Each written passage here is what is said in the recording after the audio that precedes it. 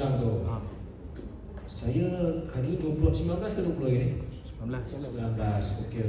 Untuk makluman, pihak polis telah mendapat arahan daripada Pejabat Timbalan Pendakwa Raya untuk menjalankan pertuduhan.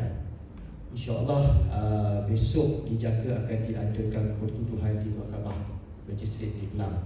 Justru saya mohon rakan media untuk rujuk kepada pihak Mahkamah di Kelang untuk dapatkan waktu yang sebenarnya untuk dijalankan pertuduhan. Kerana pertuduhan dijangkakan bukan sahaja pihak polis, tetapi ada agensi penguatkuasa lain juga yang akan turut menjalankan pertuduhan bersabit dengan isu ini.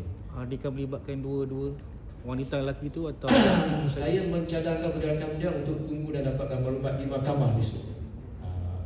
Jadi tak boleh kita dedahkan dekat awal, nanti dia akan offset. Betul, nasihat untuk orang awam kemungkinan akan wujudnya himpunan dan sebagainya kan. Jadi apa nasihat yang boleh?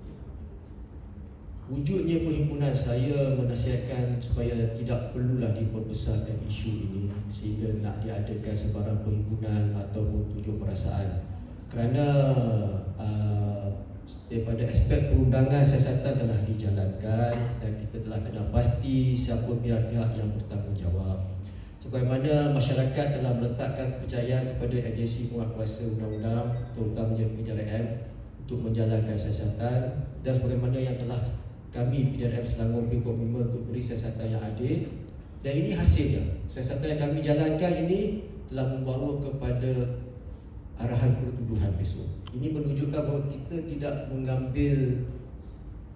kita tidak berpihak kepada mana-mana. Selagi ada yang melanggar undang-undang, kita akan jalankan siasatan dan mengambil tindakan mengikut undang-undang perundangan. Justru pada masyarakat, berilah kepercayaan dan ruang kepada perundangan untuk melaksanakan bahagiannya pula. So tidak perlu, tapi kalau hadir untuk melihat pertuduhan tersebut, dipersilakan. Dia terbuka kepada umum. Kalau boleh tahu seksyen anda apa besok tu?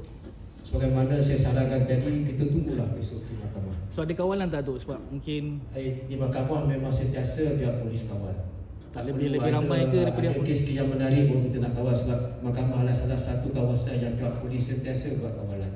Dan saya percaya besok pun OCPD Kelang Selatan akan mengambil tindakan-tindakan yang sewajarnya. Justru pada masyarakat, hadirlah dengan penuh tertib dan keamanan. Tidak perlu untuk kita memecah keamanan besok. Biarlah undang-undang menjalankan tugasnya.